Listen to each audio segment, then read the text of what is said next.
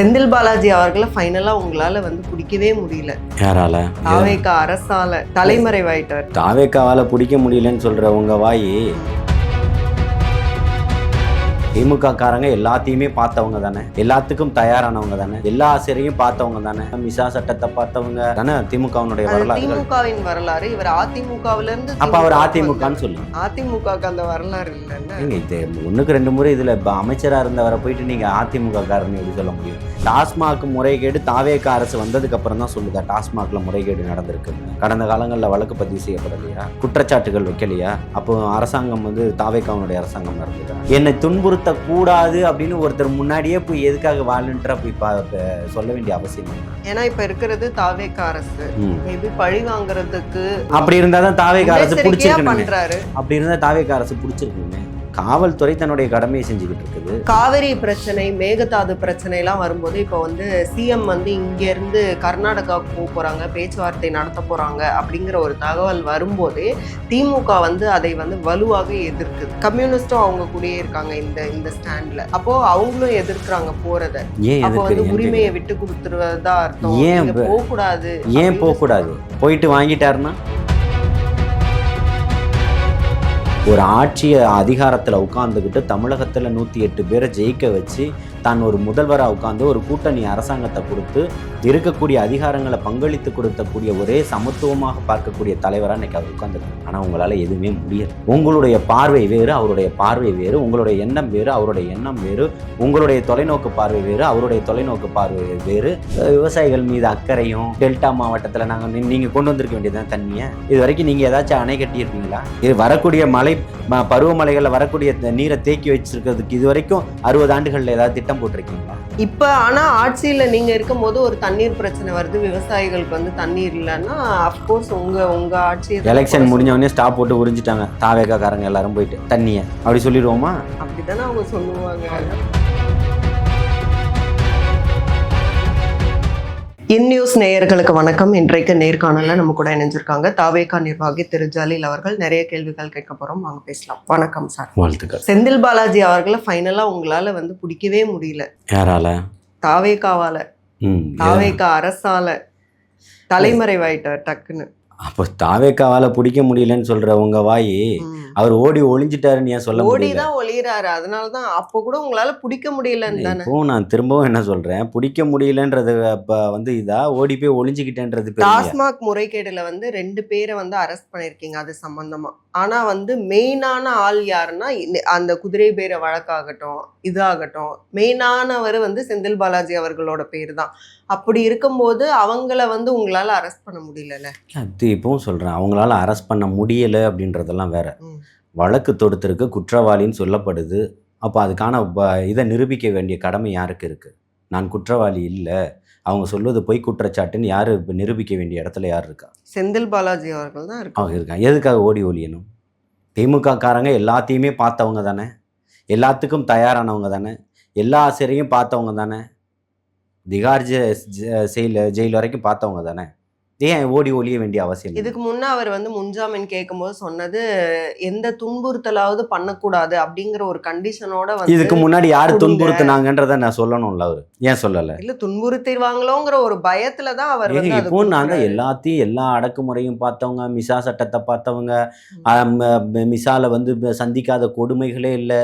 City Babu எப்படி இறந்தாருன்றதுக்கு வரலாறுகள் இருக்கு திமுகவில் கடந்த காலத்துல இல்லையா? அப்போது ஸ்டாலின் தாக்க போனப்போ சிட்டி பாபு உளுந்து தடுத்தாருன்றதெல்லாம் வரலாறுகள் இருக்கு. வயிற்றிலே பூட்ஸ் காலால மிதிச்சு கொல்லப்பட்டாருன்றதெல்லாம் இருக்கு. அதானே திமுகவினுடைய வரலாறு. திமுகவின் வரலாறு. இவர் அதிமுகவில இருந்து. அப்ப அவர் அதிமுகன்னு சொல்லுங்க. அவர் அதிமுகன்னு சொல்லுங்க. அதிமுகக்கு அந்த வரலாறு இல்லைல்ல. இது ஒண்ணுக்கு ரெண்டு முறை இதுல அமைச்சரா இருந்தவரை போயிட்டு நீங்க அதிமுக காரன்னு எப்படி சொல்ல முடியும்? அங்க இருந்து ஷிஃப்ட் ஆகி இங்க வந்தவர், புரியுதுங்களா? இன்னைக்கு திமுக கொள்கை ஏற்று தானே இருக்கிறாரு. இன்னைக்கு போய் ரெட்டலைக்கு வாக்கு கொடுங்கன்னு கேட்டுக்கிட்டு இருக்கிறாரு. காலங்காலமா அவர் திமுக இல்ல, அதுக்காக என்ன இன்னைக்கு எங்க இருக்கிறாரு? காலமா இருந்தாலும் இல்லாட்டாலும் இன்னைக்கு எங்க இருக்கிறாரு? திமுகல இருக்கிறாங்க. இந்த விஷயத்தை பண்ணுனது யார்? அவர் முறைகேடு செஞ்சாருன்னு முதல் செந்தில் பாலாஜி மேல் குற்றச்சாட்டு வச்சது யார்? குதிரை பேர வழக்கு வெளியில பேட்டி கொடுக்கும்போது சொல்றாங்க, அதாவது இந்த வழக்குக்கும் எனக்கும் துளியும் சம்பந்தமே இல்லை, ஆனால் என்னை சம்பந்தப்படுத்தி என்னை இந்த மாதிரி பண்ற அவங்க எல்லாம் உங்க தம்பிக்கும் உங்களுக்கு எந்த சம்பந்தமும் இல்லையா? அவருடைய தம்பிக்கும் அவருக்கும் எந்த அவர் சம்மந்தமும் இல்லையா? அப்படிதான் சொல்றாரு. இல்லைங்க, நான் என்ன கேட்குறேன்னா, அவருக்கும் அவருடைய தம்பிக்கும் பந்தங்கள் இருக்கா இல்லையா? தொடர்பு இருக்கா இல்லையா? அவங்க 2 சீமான் பேருக்கும் மேடையில தொடர்பு இருக்கு. பேசுறாரு, சரத்குமாருக்கும் எனக்கும் ஒரே ரத்தம் ஓடுது, ம், நானும் நயினார் நாகேந்திரனும் ஒன்று தான், ம். நாங்கள் 3 பேருமே ஒன்று தான்றாரு. எப்படி இதை எப்படி பார்க்குறீங்க? ஆனா அவங்களோட கொள்கை வேற, கோட்பாடு வேறன்னு அதை கொள்கை மென்ஷன் பண்றாரு. எல்லாத்தையுமே நான் மாற்றிப்பேன்னு சொல்கிறாரு அதே மேடையில், பார்க்கலையா நீங்கள்? நாளைக்கு தானே மாத்திப்பேன்னு சொல்றாரு. மாத்தினதுக்கு அப்புறம் நான் அதான் விடிஞ்சிருச்சுல, அவர் பேசி தான் 1 வாரம் ஆச்சு. ம். அப்போ நீங்கள் சரியாக கவனிக்கலைன்னு நினைக்கிறேன். நாளைக்கு மாறும்னு சொல்லியிருக்காரு, இன்னும் எப்படி மாத்திக்கல. கொள்கை எப்படி மாறும்? ம். கொள்கை எப்படி மாறும்? அதை சொல்கிறதுக்கு இப்போ இதா இல்லையா? அமெரிக்க ஏகாதிபத்தியத்தை எதிர்க்கிறாங்க.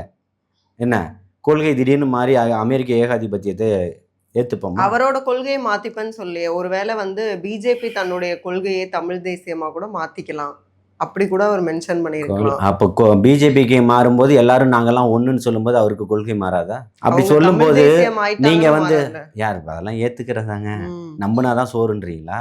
இல்ல. அப்புறம் அதாவது செந்தில் பாலாஜி வந்து இதுக்கு எனக்கும் எதுக்கும் எந்த சம்மந்தமும் இல்லைன்னா பேசினவங்க உங்கள் கூட இருந்தவங்க உங்கள் பேர் சொல்லியிருக்கிறாங்க, அதுக்கப்புறம் தான் உங்கள் மேலே வராங்க. எடுத்த உடனே 3 பேரும்னு சொல்லிடல, புரியுதுங்களா? அப்போ கூட இருந்தவங்க கொடுத்த ஸ்டேட்மெண்ட் என்ன? இப்ப டாஸ்மாக் முறைகேடு அந்த இல்ல, கேஸ்ல நான் சொல்ல, வந்து நான் இன்னும் முடிக்கல. முகாந்திரம் இருக்குன்னு நான் நீதிபதி சொல்லி இன்னும் சொல்றாங்க. முடிக்கல. அதுல நான் சொல்லலையே. இன்னும் முடிக்கல. ம். இதை பண்ணிட்டு டாஸ்மாக் முறைகேடு தாவேக அரசு வந்ததுக்கு அப்புறம் தான் சொல்லுதா டாஸ்மாக்ல முறைகேடு நடந்திருக்குன்னு? கடந்த காலங்களில் வழக்கு பதிவு செய்யப்படலையா? குற்றச்சாட்டுகள் வைக்கலையா? டாஸ்மாக் மூலியமா பணம் வந்து உள்ளே வந்து போனதெல்லாம் சொல்லலையா? சொல்லப்பட்டதா இல்லையா? அப்போ அரசாங்கம் வந்து தாவேகாவுடைய அரசாங்கமாக இருந்ததா? தாவேகாவுக்கு ஒரு எம்எல்ஏ கூட இல்லை, ஒரு தேர்தலை கூட சந்திக்கலை. அப்போ அதை எப்படி பார்வையில் பார்க்குறீங்க? என்னை துன்புறுத்தக்கூடாது அப்படின்னு ஒருத்தர் முன்னாடியே போய் எதுக்காக வாலண்டியரா போய் சொல்ல வேண்டிய அவசியம் என்ன இருக்கு? ஏன்னா இப்ப இருக்கிறது தாவேக அரசு. மேபி பழி வாங்குறதுக்கு என்ன இருக்கு? பழி வாங்குறதுக்கு என்ன இருக்கு அப்படி சொல்ல அவர் ஒரு அப்படி இருந்தா தான் தாவேக அரசு முன்னெச்சரிக்கையா பிடிச்சிருக்கணுமே. பண்றாரு. அப்படி இருந்தா தாவேக அரசு பிடிச்சிருக்கணுமே. ம். காவல்துறை தன்னுடைய கடமையை செஞ்சுக்கிட்டு இருக்குது, சட்டம் தன்னுடைய கடமையை செய்யுது. செந்தில் பாலாஜிக்கு தான் மங்கி போச்சுன்னா ம். மக்களுக்குமா? இல்லை, எல்லாருக்கும் எல்லாமும் தெரியும். இந்த சித்து விளையாட்டெல்லாம் உங்களுக்கு மட்டும்தான்றதெல்லாம் இல்லை, மக்கள் எல்லாத்தையுமே இன்றைக்கி பார்த்துக்கிட்டு இருக்கிறாங்க, என்ன ஏதுன்றது தெரியும். உங்கள் மீது உங்களுடைய தலைவர் தான் குற்றச்சாட்டே வச்சார், நீங்கள் எப்படிப்பட்ட ஆளுன்னு சொல்லிட்டு.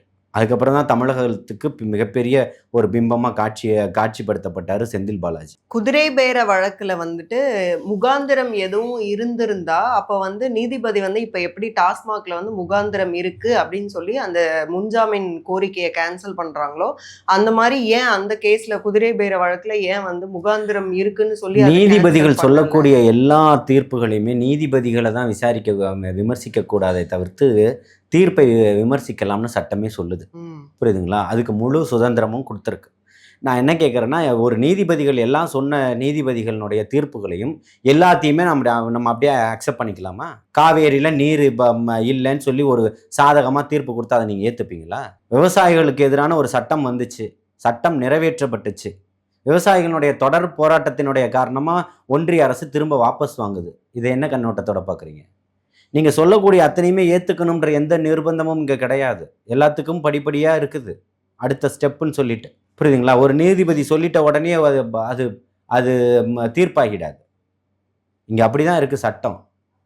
கீழமை நீதிமன்றங்களும் மேலவை நீதிமன்றங்களும் மாறுபட்ட தீர்ப்புகளை கொடுத்துருக்குது. மேலவை நீதிமன்றங்களே ஒரு நபர், 2 நபர், 3 நபர்கள், 5 நபர்கள்னு தீர்ப்புகள் வந்து இப்படியெல்லாம் இருந்திருக்குது கடந்த காலத்தினுடைய வரலாறுகள். அப்படிதான் பிரித்து பார்க்கணும். இப்போ காவிரி பிரச்சனை, மேகதாது பிரச்சனை எல்லாம் வரும்போது இப்போ வந்து சிஎம் வந்து இங்கேருந்து கர்நாடகாவுக்கு போகிறாங்க, பேச்சுவார்த்தை நடத்த போகிறாங்க அப்படிங்கிற ஒரு தகவல் வரும்போதே திமுக வந்து அதை வந்து வலுவாக எதிர்க்குது. ஏன்? ஒரு பக்கம் வந்து பேச்சுவார்த்தை மூலமா ஒரு சுமூக தீர்வு கூட எட்டப்படலாம்னு பாராட்டுறவங்களும் இருக்காங்க.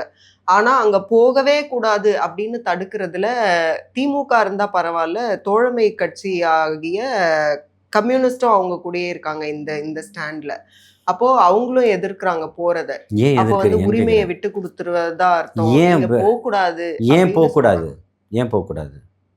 போயிட்டு வாங்கிட்டாருன்னா போய் கிடைச்சிருச்சுன்னா என்ன பண்ணு? போகக்கூடாதுன்னு சட்டம் இருக்கா? பேசக்கூடாதுன்னு இருக்கா? பக்கத்தில் அண்டை மாநிலத்தில் இருக்கக்கூடிய முதல்வர்களை சந்திக்க கூடாதுன்னு இருக்கா? எத்தனையோ நிகழ்வுக்கு அங்கே உள்ள முதல்வர்கள் இங்கே வந்திருக்கிறாங்க. கடந்த காலத்தினுடைய வரலாறுகள் நம்ம ஆந்திராவினுடைய முன்னாள் முதல்வரும் இங்கே வந்திருக்கிறாரு. இப்போ இருக்கக்கூடிய சந்திரபாபு நாயுடுமே கடந்த காலங்களில் வந்திருக்கிறாரு. பக்கத்தில் இருக்கக்கூடிய கேரளா மாநிலத்தில் உள்ளவங்க வந்திருக்கிறாங்க. மம்தா பானர்ஜி வந்திருக்கிறாங்க. அரவிந்த் கெஜ்ரிவால் வந்திருக்கிறாரு. இன்னும் எத்தனையோ மாநிலத்தினுடைய முதல்வர்கள்லாம் இங்கே வந்திருக்கிறாங்க. இதெல்லாம் கடந்த காலத்தினுடைய வரலாறுகள். ஒரு மாநிலத்துக்கு போவதும் உரிமை குறித்து பேசுவதும் பேசக்கூடாதுன்ற அழுத்தம் ஏன் கொடுக்குறீங்கன்னு கேட்குறேன். ஆனா DK சிவகுமார் அவர்கள் வந்து விஜய் அவர்கள் அழைத்ததே வந்து வாங்க வந்து எங்களோட மாநிலத்துல எவ்வளவு வறட்சி இருக்குன்னு பாருங்க, இதனாலதான் எங்களால தண்ணி கொடுக்க முடியல. இன்னும் வந்து அவர் வந்து நாங்க அழைச்சிருக்கோம்னு சொல்லும் போது கூட இல்ல தண்ணி தர முடியாதுன்னு ஓப்பனா ஒரு ஸ்டேட்மெண்ட் கொடுக்கும்போது எப்படி அது வந்து பாசிட்டிவா முடியறதுக்கு சான்ஸ் இருக்கு? நான் என்ன கேட்குறேன்னா, முதல்ல அவர் போகட்டும், தராங்களா இல்லையான்றதை அப்புறம் பார்ப்போம். எப்படி 2 வருஷத்தில் நீங்கள் ஆட்சி அமைப்பீங்கன்னு கேட்ட வாய்கள் தான் இங்கே இருக்கக்கூடிய அத்தனை வாய்களும். என்ன கருத்து கணிப்புன்ற பேரில் ஒரு திணிப்பை ஏற்படுத்தி சொன்னது தான். அந்த திணிப்பை சொன்னால் கூட பரவாயில்ல. எக்ஸிட் போலிங்கில் ஒன்று சொன்னாங்க பார்த்தீங்களா, அதுதான் மிகப்பெரிய ஒரு வியப்பு. அப்போது இங்கே இருக்கக்கூடிய யாரும் நீங்கள் எல்லாம் பத்திரிகையாளர்கள் கிடையாது, ஊடகவியலாளர்கள் கிடையாது, அரசியல் ஆய்வாளர்கள் கிடையாது, கருத்து கணிப்பாளர்கள் கிடையாது. அப்போ நீங்கள் சொன்ன அத்தனையுமே பூராவும் போலியும் பொய்யும். அப்படிதானே? இப்போ அதே மாதிரி ஒரு இதில் அவர் போய் கொடுத்துட்டாங்கன்னா என்ன பண்ணுவீங்க? வேணான்னு சொல்லுவீங்களா? ஐயோ வாங்கிடாதீங்க, வாங்கக்கூடாதுன்னு சொல்ல போகிறீங்களா? கிடச்சிருச்சுன்னா அன்புமணி ராமதாஸ் அவர்கள் சொல்லும்போது இங்க இருந்து அங்க போனோம்னா அப்ப வந்து அவங்க எப்படியும் வந்து அதை வந்து ஒரு எப்படி சொல்றது ஒரு நேர் வழியில அதை வந்து அணுக போறது இல்லை, நீங்க அங்க போறதே வேஸ்ட், அங்க போகாதீங்க அப்படின்னு அவரும் தான் சொல்றாரு. உங்களுக்கான ஒரு பார்வை இருக்குதுன்னு சொன்னா உங்களுடைய கட்சியை எப்படியோ வலுப்படுத்தி எப்படியோ கொண்டு போயிருக்கலாம். இங்க தமிழகத்துல மிகப்பெரிய ஒரு கட்சியா உட்கார்ந்துருக்கலாம். உங்களுடைய கட்சியை இன்னுமே போயிட்டு கூட்டணி கட்சிகள்கிட்ட உட்காந்து 4 சீட்டு 5 சீட்டு 10 சீட்டுன்ற நிலைமைக்கு தான் நீங்கள் இன்னும் வச்சுக்கிட்டு இருக்கிறீங்க. புரியுதுங்களா? ஒரு ஆட்சியை அதிகாரத்தில் உட்காந்துக்கிட்டு தமிழகத்தில் 108 பேரை ஜெயிக்க வச்சு தான் ஒரு முதல்வராக உட்காந்து ஒரு கூட்டணி அரசாங்கத்தை கொடுத்து இருக்கக்கூடிய அதிகாரங்களை பங்களித்து கொடுத்தக்கூடிய ஒரே சமத்துவமாக பார்க்கக்கூடிய தலைவராக இன்னைக்கு அவர் உட்காந்துருக்காரு. ஆனால் உங்களால் எதுவுமே முடியலை. என்ன, உங்களுடைய பார்வை வேறு, அவருடைய பார்வை வேறு, உங்களுடைய எண்ணம் வேறு, அவருடைய எண்ணம் வேறு, உங்களுடைய தொலைநோக்கு பார்வை வேறு, அவருடைய தொலைநோக்கு பார்வை வேறு. மக்களுக்காக அவர் போறாரு. இதை நீங்க போகக்கூடாது போனா என்ன பிரச்சனை? போய் தான் பார்க்கட்டுமே. நீங்க ஏன் கதறீங்க, கூப்பாடு போடுறீங்க? சூழ்ச்சி வலையில் விழுந்துராதீங்க அப்படிங்கிற அளவுக்கு ஏதோ சூழ்ச்சி இருக்கிறதுனால தானே MK ஸ்டாலின் வந்து அறிவுரை சொல்றாங்க. யாரு? இங்கே பாருங்க, ஆடு நனையுதேன்னு ஓனாய் அழுதுச்சுன்ற கதையெல்லாம் நீங்கள் சொல்லக்கூடாது. ஏன்னா இப்போ இவர் வந்து சின்ன பிள்ளையா போன உடனே ஏமாற்றி சாக்லேட்டை கொடுத்து சாப்பிட வச்சு மயக்கம் போட வைக்கிறதுக்கு? அரசியல் தொலைநோக்கு பார்வையோட பார்க்கணும். அவர் போனால் கிடச்சிட்டா என்ன பண்ணுறதுன்னு தான் இவங்களுக்கு அத்தனை பேருக்குமே பதட்டமும் பீதியும். கொடுத்துட்டாங்கன்னா என்ன பண்ணுறது, நம்ம இத்தனை ஆண்டுகள் அரசியலை மண்ணலி போட்டுருவாருன்றது தான் இவங்களோட எண்ணம். அந்த சிந்தனையும் அந்த பார்வையும் இல்லாதவர்களுக்கு அப்படி தான் இருக்கும். அவங்களுக்கு நிச்சயமா தெரியும் இவர் போனார்னா வாங்கிட்டு வருவாருன்னு சொல்லிட்டு. ஆகஸ்ட் 3 அவர் போறாருன்னா அதே நாள் தஞ்சாவூர்ல நாங்க போராட்டம் நடத்துவோம். விவசாயிகளை வந்து வஞ்சிக்கிறது இந்த அரசு, முழுமையா பயிர்க்கடனை தள்ளுபடி பண்ணல, அதனால டெல்டா மண்ணிலே நாங்க போராட்டம் நடத்துறோம், தஞ்சாவூர்ல போராட்டத்தை நடத்துறோம்னு சொல்லியிருக்காங்க. திமுகவா? இதை சொல்றதுக்கு உங்களுக்கு கொஞ்சமாவது கூச வேண்டாமா? வெக்கம் மானலாம் இல்லையா உங்களுக்கு? இல்லைன்னு தெரியும்.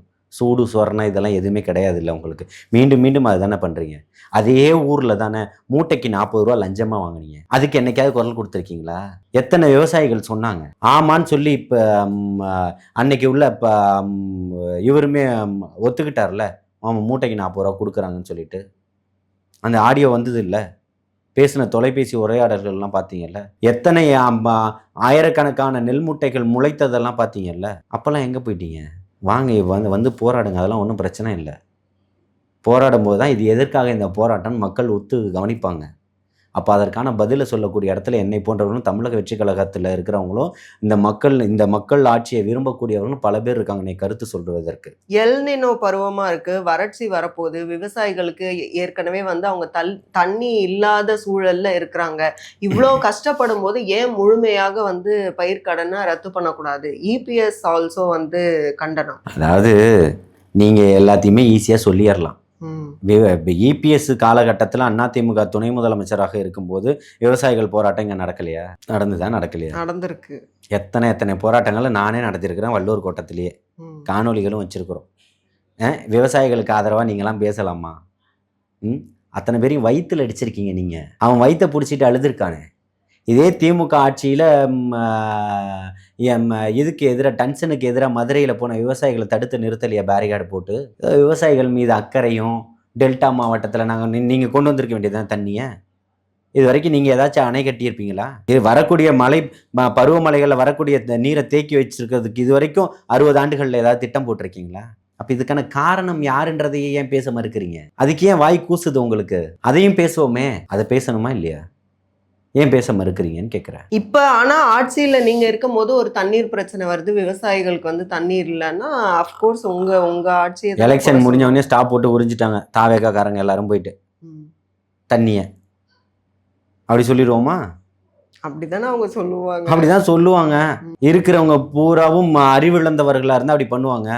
உங்களை தூக்கி ஒரே அடியில் ஒரே ஷாட்டில் காலி பண்ணி விட்டுருக்காங்கன்னா மக்களினுடைய சக்தியை புரிஞ்சுக்கங்க. நிச்சயமாக போவார். அது நிச்சயமாக விவசாயிகளுக்கும் மக்களுக்கும் பயனளிக்கும். இந்த இரு மாநிலங்களுக்குமான நட்புறவை வலுப்படுத்தும். அதில் மாற்று கருத்தே கிடையாது.